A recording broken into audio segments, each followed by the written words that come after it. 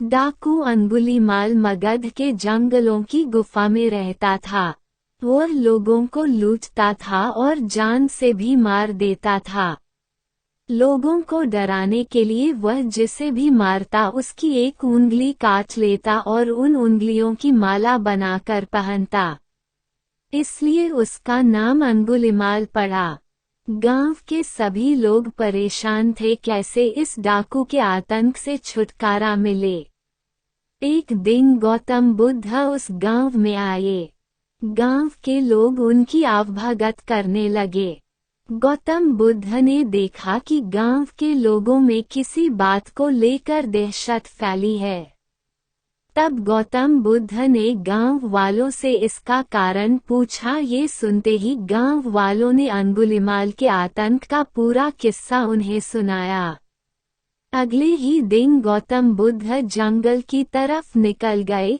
गांव वालों ने उन्हें बहुत रोका पर वो नहीं माने।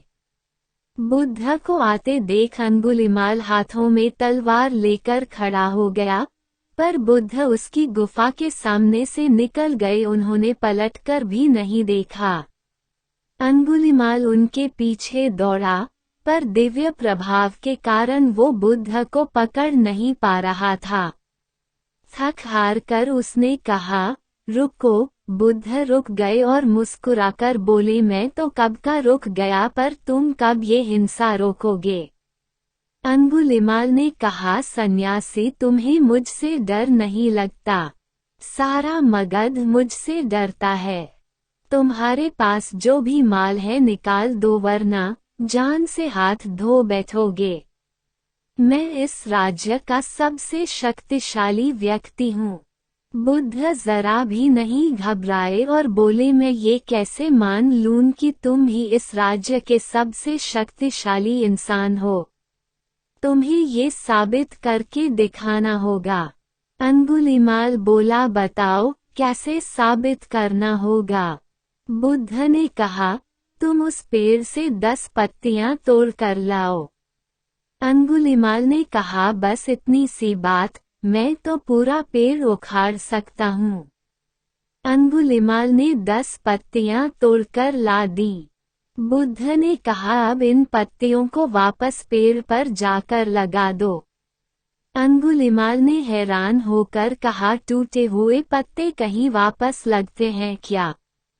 तो बुद्ध बोले, जब तुम इतनी छोटी सी चीज को वापस नहीं जोड़ सकते तो तुम सबसे शक्तिशाली कैसे हुए?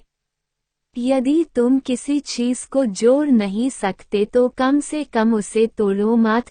यदि किसी को जीवन नहीं दे सकते तो उसे मृत्यु देने का भी तुम्हें कोई अधिकार नहीं है। ये सुनकर अंगुलीमाल को अपनी गलती का एहसास हो गया और वह बुद्ध का शिष्य बन गया और उसी गांव में रहकर लोगों की सेवा करने लगा। आगे चलकर यही अंगुलीमाल बहुत बड़ा सन्यासी बना और अहिंसा के नाम से प्रसिद्ध हुआ। इस कहानी से हमें ये शिक्षा मिलती है कि कोई भी इंसान कितना ही बुरा क्यों न हो, वह बदल सकता है। दोस्तों, अंगुलीमाल बुराई का एक प्रतीक है और हम सब में छोटे बड़े रूप में कोई न कोई बुराई है।